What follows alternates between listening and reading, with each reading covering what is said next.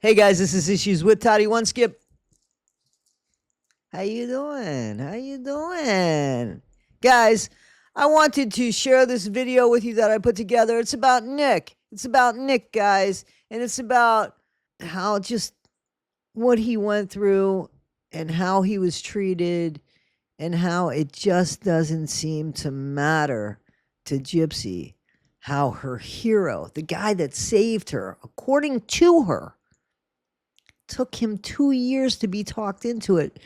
But according to her, he saved her, only to be kicked like a rock down the road and discarded forever. Unbelievable.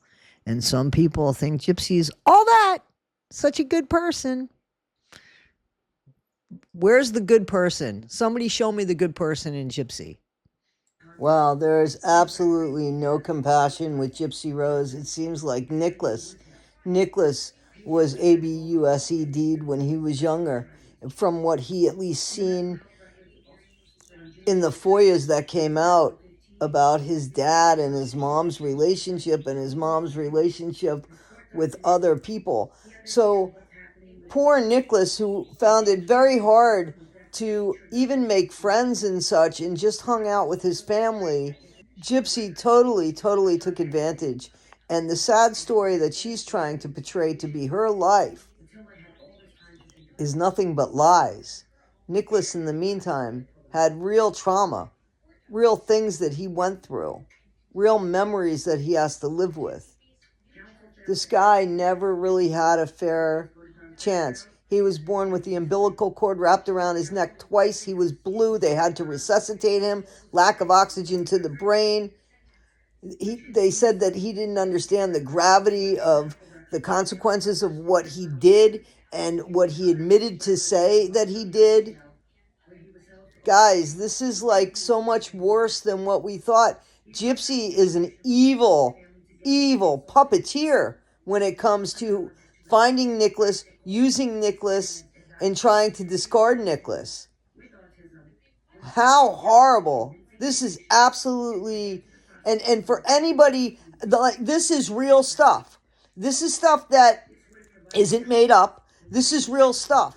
So there's talk that Nicholas was supposed to have gotten or was offered this great plea deal. All of the plea deals, the two that were offered to Nicholas, included life. Life. So what did he have to lose to fight for himself? And Gypsy, the mastermind behind all of it. So while he's thinking about how Gypsy's supposedly being ABUSED'd, he's having memories. Probably. Triggers of what happened to him. So guys, for everybody that's feeling really sad for Gypsy Rose and her make-believe crap in her mind and the alibi that was given to her so that she could get out in 8.5 years, what about Nicholas? What about Nicholas, the poor guy that went on a website, on a Christian dating website to find love, only to find Gypsy? Somebody that was looking for him to be exactly what he was, the fall guy in a plan to do away with her mom and, I believe, to run away and live some sort of different life. Guys, Nicholas, and I did a comparison. You could check a while ago. I did a comparison about how Gypsy was treated during her interrogation and how Nick was treated during his interrogation. The only difference, 16 hours. They gave Nick a blanket after 9 hours of just sitting there, handcuffed. Gypsy, not handcuffed. Gypsy laying on a couch with a blanket, some fucked up fish pillow, and she was able to talk and all this. And Nick, nope. Why? Why did it go to that? Why is that they had already made a decision who the guilty one was. They had already made that decision. You could tell by the interrogation rooms. You could tell by the way people were treated during the interrogation time while they're waiting. Gypsy's sitting there talking. Nick's stuck in a room by himself for 16 hours. Gypsy's sleeping, laying on a couch. given a blanket, comfortable pillow, and everything. Not Nick. Nick's sitting there freezing. He doesn't have shoes on his feet. He's wearing shorts. It's cold in those rooms. It's meant to be cold in those rooms. Nick, with a horrible past, with real, what appears to be ABUSE. That's what it appears with the Foyas, you know? To be traumatized like that, and then to be put in a situation and manipulated to traumatize like that.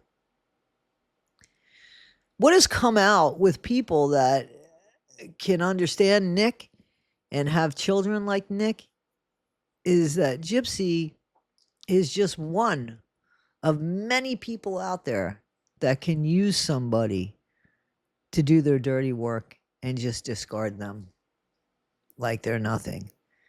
Gypsy's made comments. It's so 10 years ago. Like, how can anybody say, oh, you know what, she's a good person, I want to be friends with her. Yep, she's got all the morals and values I've been looking for all my life in a friend. Come on.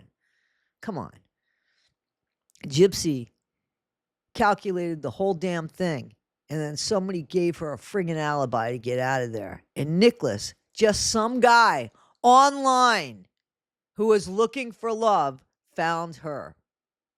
And we find out, I mean, with all of this stuff coming out, we find out the truth and just how deep the manipulation goes.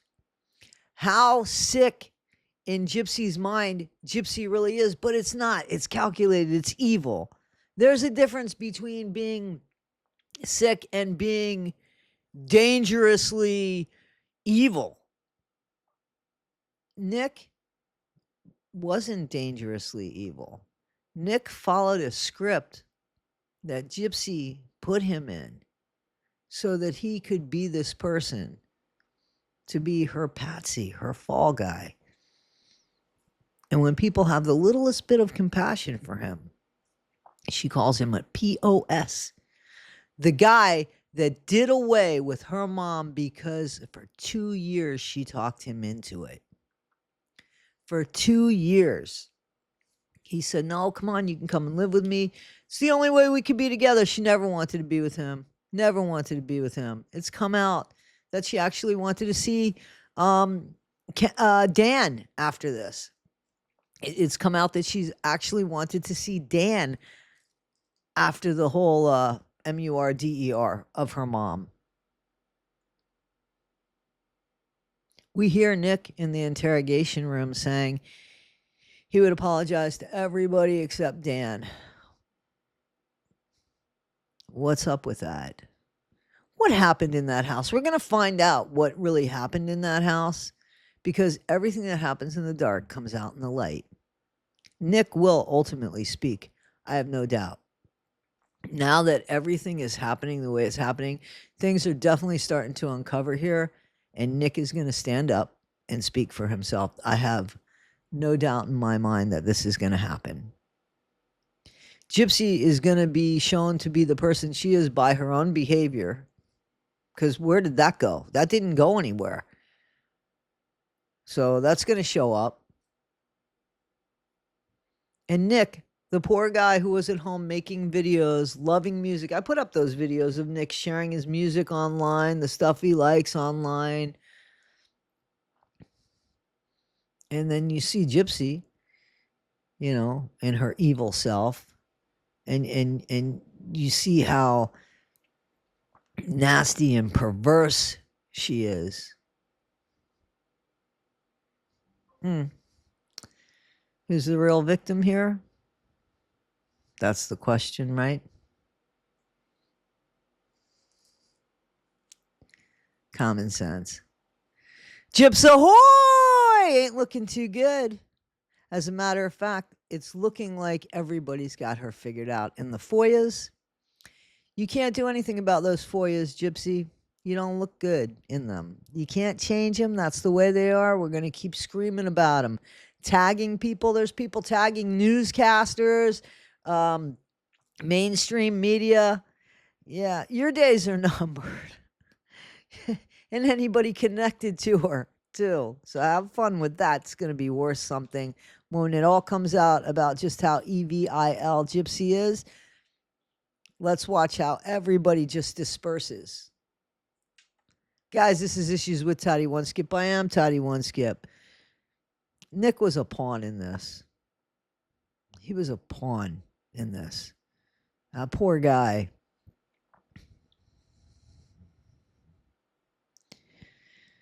All right, guys, be better today than you were yesterday. Not half as good as you'll be tomorrow. Thanks. Hey, Nick, you holding up? All right. I found Gypsy. She's just on the other side. Yes. And she's doing fine. Matter of fact, she's got a nice soft room. She's got a couch. She's kind of resting, laying down. And I let her know that, hey, same thing Nick was really concerned about. We'll let him know I'm fine. And she said, I'm being treated well. Okay, sir. All right. I don't know what's on the menu tonight, but is there anything particular that you'd like me to try and get you? I'm not picky. Not picky? Alright. They don't have tomatoes. No tomatoes? No tomatoes. Okay, I can help you out with that one. What time is it for you?